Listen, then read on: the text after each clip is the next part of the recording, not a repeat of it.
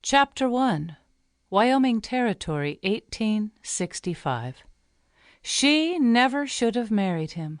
Olivia Garrett balled her fists at her sides as she marched up the line of parked wagons. Her delicate brow was furrowed with fury and determination. Her gentle heart ached with betrayal.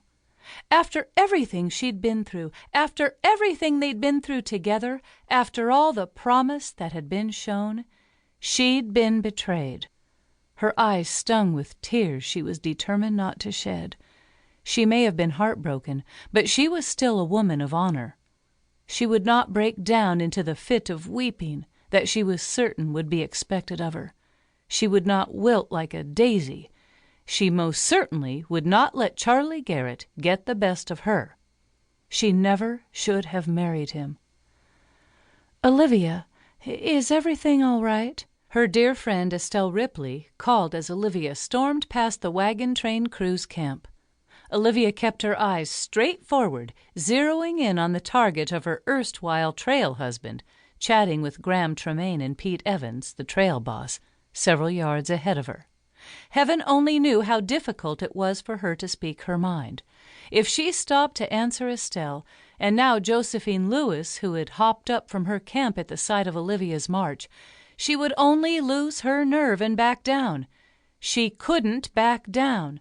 Not when she'd just learned that the man she'd married, the man who had likely tricked her into marrying him, was a thief and a liar. "How dare you!" she hurled at Charlie when she came to a stop a few yards away from him. She could feel the deep flush on her cheeks, feel the fire in her eyes.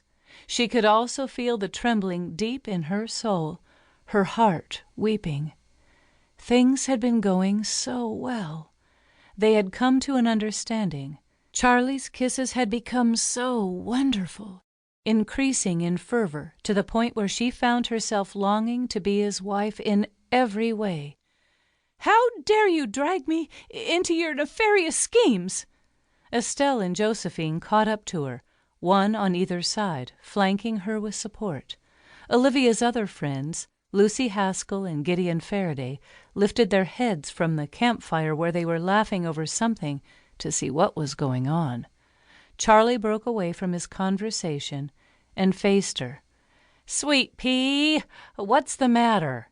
He put on a charming smile, but Olivia was no fool.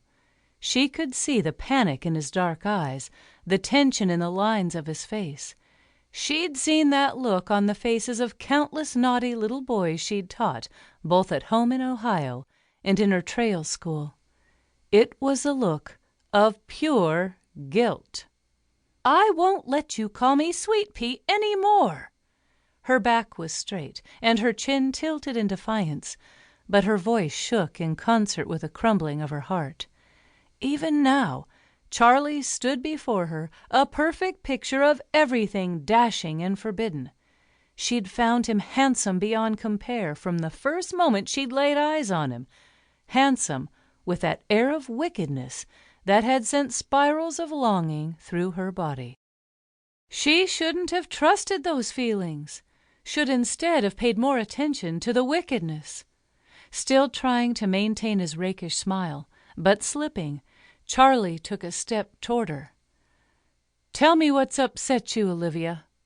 I'm certain we can work through this together." Olivia swallowed, closing her eyes to fight back her tears.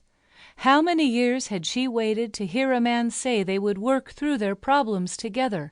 But all that meant nothing when the man in question had just been outed as a criminal.